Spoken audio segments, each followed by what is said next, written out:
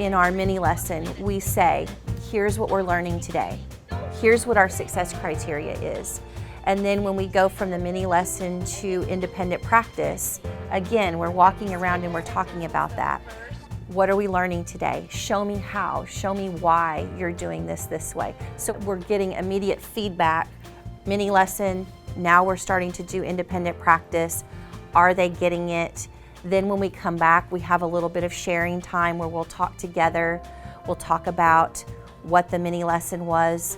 Again, we talk about the success criteria, and then we go into closure. So from beginning to end, it doesn't matter what the content is, math, science, social studies, we're talking and threading learning intentions and success criteria throughout that. And so they're hearing that language over and over again. And now you see they're able to say it, like they know what the learning intention is. When we ask them, what are we doing today? They're able to repeat back. Why is that? Because their level of engagement is so high. So in the morning time, again, it goes full circle really back to how engaged are they? Well, you'll know how engaged they are when you start asking them questions. Are they able to respond back? And Super Kids this week went on an adventure that we went on. We went on a solar eclipse adventure on Monday and got to see the moon passing through and blocking out the sun. Well, the Super Kids decided that they wanted to do what? They wanted to dress up, and where did they go? To space! They went to outer space. Did they really go to outer space? No! But they went to outer space in their imaginations. They pretended, right? And there's a really great story that talks about where they went and what happened when they went there. And we're going to read that story again today. Before we do, let's talk about what we're learning in our Super Kids. We are learning the names of the letters and their sounds.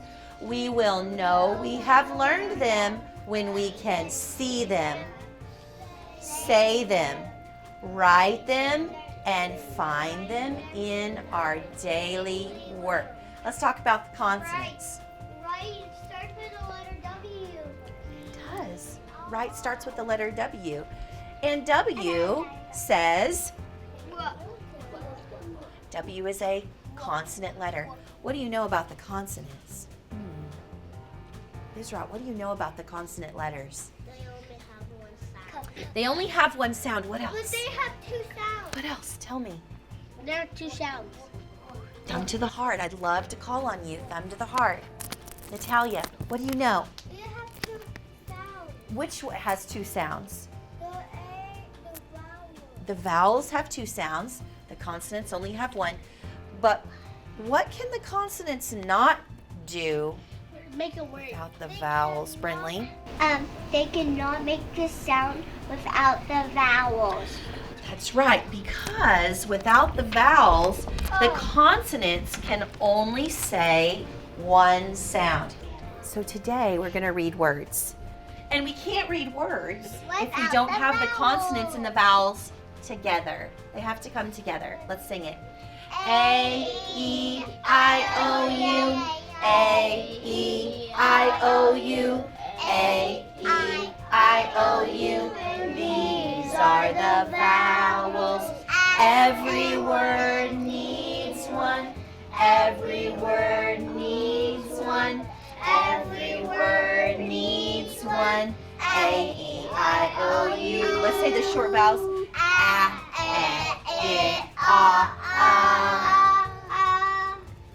Go get your Super Kids. Yes. So I can get some more. Let's go on a planet adventure with the Super Kids. I think that when you interact with kids constantly, when you give them a voice in the classroom, which means they're not sitting all day silently at their tables, when they are talking with you, you're modeling how to do that with each other. And so they start to feel confident. When you ask them questions and they're responding and you give them positive feedback, it gives them the confidence to be able to do that with each other. And so what happens is, now that they have the language to be able to say to the person next to them, look, this is why I'm doing it like this. Let me show you. Now they're feeling like they are just as much a stakeholder in the learning process at school as we are as the teacher. And so we're the facilitators of that, and it's just a constant conversation that we have with them every day through every content area, because we're modeling good language, how to use language, how to interact with each other, and really that's what visible learning is. It's the kids being able to get to the zone of desired effects. So how can they show what they're learning and how they're learning it? The only way they're going to be able to do that is if they have really great language skills and if they have the confidence to know that it's okay that they share among their peers. And I mean, kindergarten is just a lot of talking anyways, but we try to make it purposeful. So their language is very purposeful. So if we see that someone's getting off track, we'll lead them right back to what the learning intention is.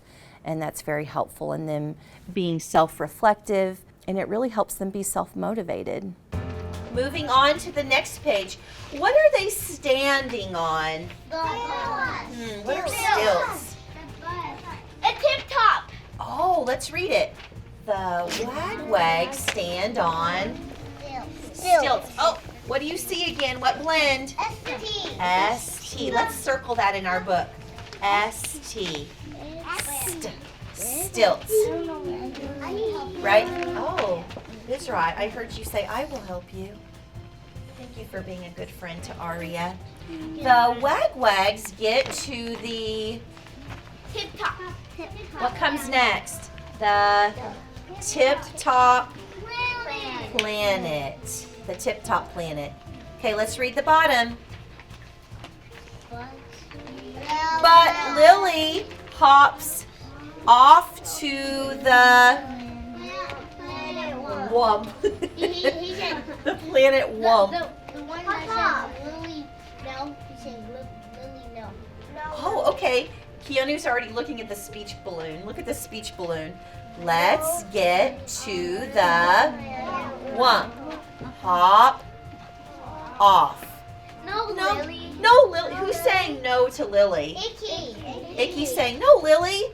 And then who's this right here dressed up with the green wig? Do you see what we're trying to do?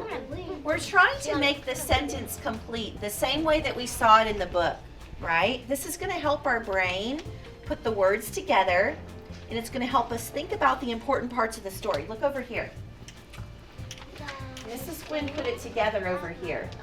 Do you see how I took the mixed up words and I made the sentence the same that I saw it in the book? Let's look right here. The wag-wags stand on stilts. Your turn. The wag-wags stand on the stilts. Do we get a picture in our brain? Close your eyes.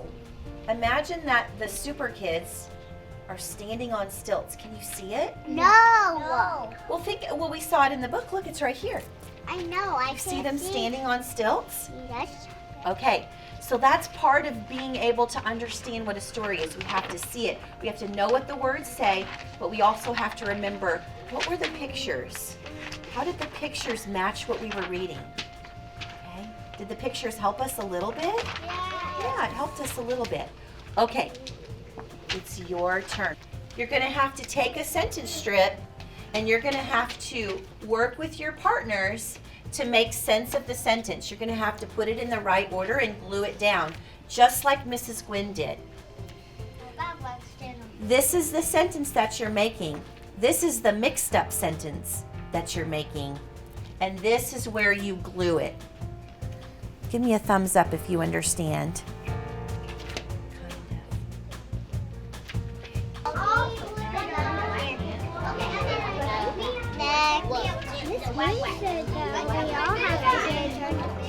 Let's read it. The wag-wags went.